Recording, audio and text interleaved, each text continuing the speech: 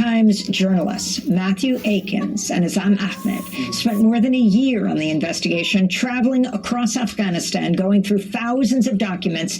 Their article headlined "America's Monster: How the U.S. backed kidnapping, torture, and murder in Afghanistan." Matthew Akins joins us now from Cambridge, Massachusetts, contributing writer for the New York Times Magazine and a fellow at Type Media Center, who is covering conflicts in Afghanistan and the Middle East since 2008. His second piece on Abdul Razak in the New York Times Magazine is titled "America's Monsters: Who Was Abdul Razak?" Matthew, welcome back to Democracy Now! Well, why don't we start there? Who was this man? What is his record? And why did the U.S. back him? Well, I first encountered Abdul Razak in 2009 when I was just a young freelance journalist in the region. And I was in the borderlands between Afghanistan and Pakistan. I, by chance, met some drug traffickers who introduced me to Razak.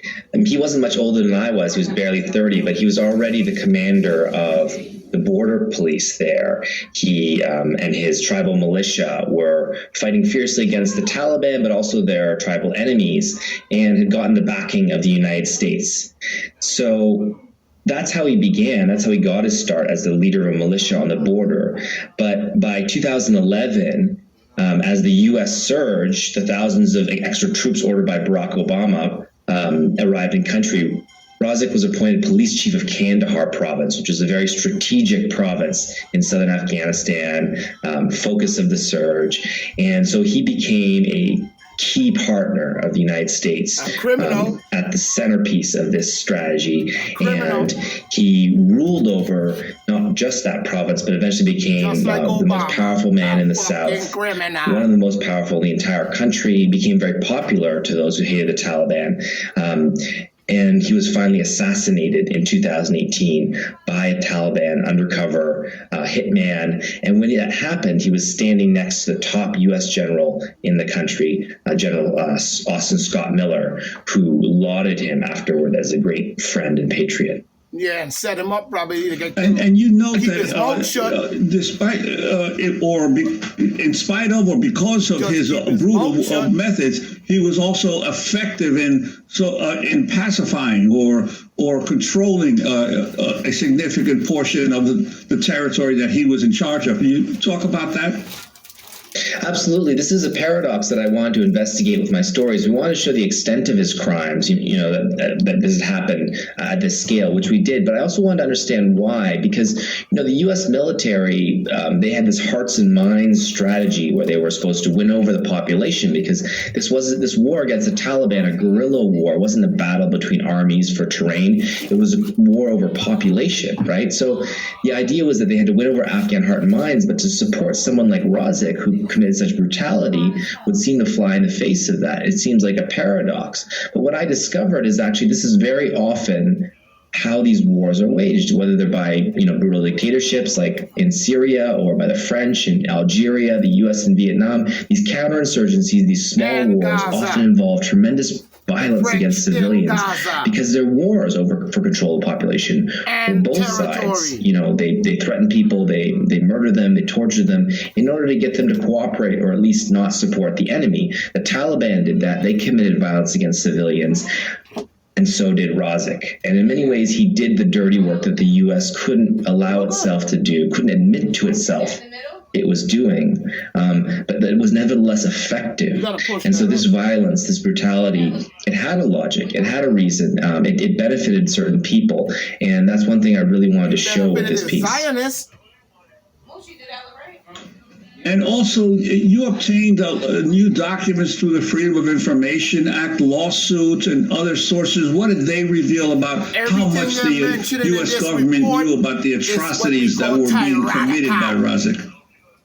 I mean, they showed that the U.S. was aware of his drug trafficking and his involvement in massacres going going back to at least 2006. All crimes against humanity. And there were And repeated Obama gets instances any where love in these this picture? kinds of abuses Explain how came that to black the guy U.S.'s died attention. in his pool. So we got documents that showed that, but I also spoke to the top U.S. And he could officials swim. in the country, General John Allen, four-star general, Ambassador Ryan Crocker. They both told me that they've been aware of these allegations against Razak.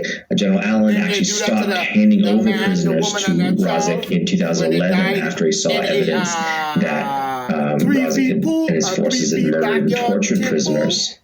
But the U.S. continued to work with him. General Allen's subordinates continued to work with Razak side by side because he was just so effective in the war that they thought they didn't have any other choice. And so they worked with him despite knowing about these abuses.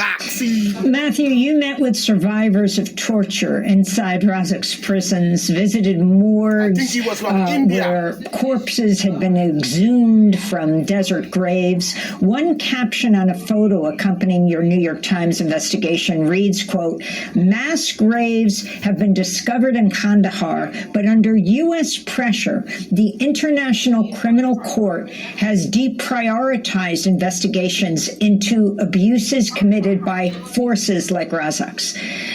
Can you explain further?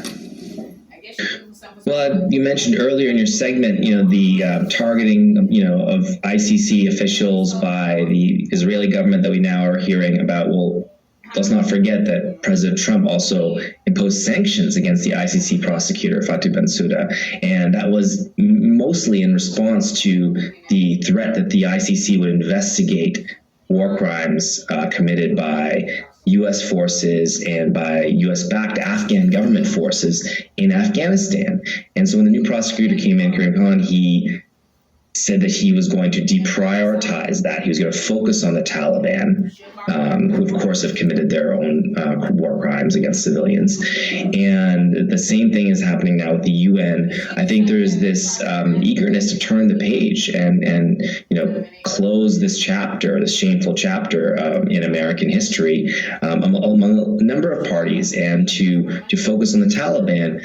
But I think it's a tremendous mistake not to learn from the lessons, the hard lessons of America's longest war, because there are some very troubling revelations, not just that these crimes were committed, but as I said, because they're committed for a reason, because these kind of things work in this kind of war, that there are reasons why, militaries historically commit violence against civilians in these kinds of irregular conflicts. And of course, we live in an age of irregular warfare. Most conflicts that happen worldwide are not between armies on battlefields, but are, guerrilla wars or, internal civil wars. So it's absolutely vital that we have a reckoning with the past, in my opinion, and that's what we've been trying to do. We've been going back now because there is a lack of fighting in the country. There's relative peace. We're able to get out on the ground and travel to areas that were hard to access before and get to the bottom of what really happened these last 20 years. And you also write that Razak's brutality was, according to you, quote, stirred such enmity in parts of the population that the Taliban turned his cruelty into a recruiting tool, broadcasting it to attract new fighters, obviously against the U.S. occupation. Could you elaborate? Well, Razak was basically the poster child for brutality by the U.S.-backed government for the Taliban, right? He was famous. It was a civil war. So, he was beloved by one side and hated by the other. And that was undoubtedly an important recruiting tool for the Taliban. But we have to remember the Taliban, they won, right? And they were incredibly brutal towards civilians. So there is this assumption, I think a comforting one, a belief that we have that brutality backfires, that it won't work. And so if brutality doesn't work, then the discussion's over, right? There's no temptation to use it. But as a matter of fact, it does work in some circumstances. There is a temptation to use it. And it's clear that the Taliban's brutality did not prevent them from taking over Afghanistan. So we're really trying to take a deeper look at what really happened and why the U.S. backed Razak, why he succeeded, why ultimately the Republic failed. But I think one important reason why the Republic collapsed is because of a kind of dishonesty and criminality that was attached to this sort of brutality. So the Taliban were open about their brutality. They justified it, in terms of resistance against a foreign occupation and in terms of nationalism and religion. Whereas because Afghanistan was supposed to be a democracy that respected human rights, what Razak was doing had to be hidden. It had to be carried out by criminals. It bred a deeper criminality. And it also bred a kind of wishful thinking and self-delusion on the part of the United States. I spoke to a lot of U.S. officers who worked with Razak. And while on one hand they knew what was going on, like everyone knew what was going on the other hand, they found excuses and ways to say that it wasn't happening under their watch or they weren't sure. And that kind of self-delusion and wishful thinking on a larger scale on many issues, I think is part of the reason why the U.S. failed in Afghanistan despite spending 20 years there and so many hundreds of billions of dollars. That is really the key point that you take away, and the whole issue of what it means when the U.S. backs a kidnapper, a well-known murderer. You're talking about hundreds and hundreds and hundreds of victims in Afghanistan. Your final thoughts in this last 30 seconds we have as you conclude that it is part of why the U.S. lost the war in Afghanistan. Well, I think that it's time to have a frank reckoning with our history, and I hope that we'll continue to do this. This isn't the last story. We're working on a series, and we're going to be speaking with people who want to speak about the truth, because I think it has a lot to say about the other wars that are happening right now around the world, and so we need to take those lessons from our own. Matthew Akins, want to thank you so much.